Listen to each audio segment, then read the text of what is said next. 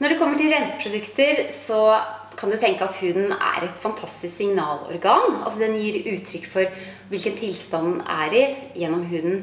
Og da jeg var yngre, så hadde jeg en helt annen hormonbalanse i kroppen enn det jeg har nå. Jeg hadde fet hud, utbrudd. Jeg gikk til en hudpleier som fortalte meg at jeg måtte bruke en pH-verdi på huden min som passet.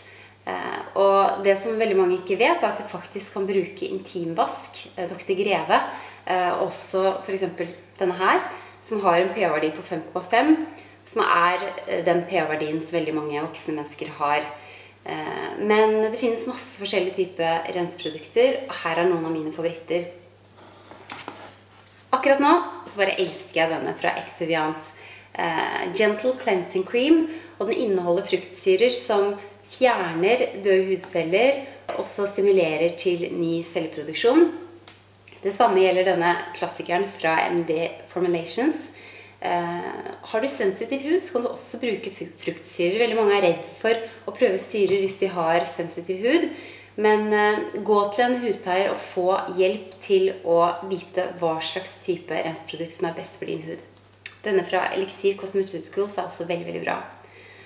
Så disse er på en måte, ja, jeg vil ikke kalle det cosmeceuticals, men de er kanskje litt mer mindre økologiske og grønne enn for eksempel disse her da. Denne fra Isun er helt nydelig. Det føles mer som en ansiktskrem egentlig. Veldig, veldig skånsom og passer til, ja, sensitiv til normal hud. Det samme med denne fra Bobbi Brown, som er en cleansing oil, som du også kan blande med vann, som er kjempefin hvis du har sensitiv hud, føler at huden din er veldig, veldig tørr.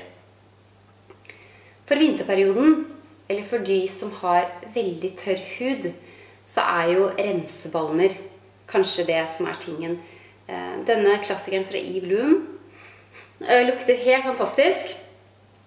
Et luksusprodukt koster mer enn denne fra Body Shop, som også er veldig, veldig bra. Og så har Ren også en kjempegod rensebalm som ligger litt i prissjiktet mellom disse to. Det som er med rensebalmer er at de ser jo veldig fete ut. De er veldig fete. Og mange av de inneholder ingredienser som, om de ikke virker så veldig i dybden, så hjelper de på å holde på fuktigheten i huden din. Og de legger seg altså som en sånn beskyttende, behagelig lag ut på huden. Men det som er lurt er å alltid tenke at man må rense og fjerne med en klut. Ellers kan det bli en litt sånn klissete operasjon. Noe annet som man kan bruke, som jeg personlig ikke er sånn veldig glad i, det er renseservietter.